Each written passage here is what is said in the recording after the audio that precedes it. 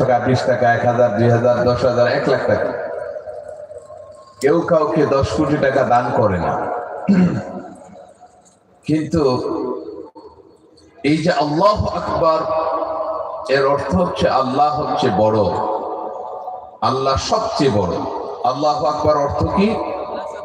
সবাই বলেন, আল্লাহ সবচেয়ে বড়। তো আল্লাহর চেয়ে বড় কোন জিনিস আছে? নাই। তো আল্লাহ যেমন বড়, আল্লাহর দানটাও তত বড়। যারা বলেন সুবহানাল্লাহ। কতটুকুন বড়?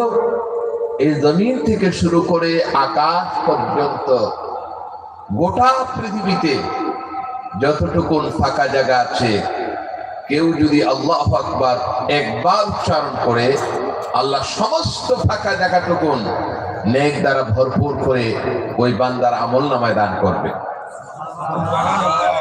আওয়াজটা কি আসতে হবে না জোরে হবে?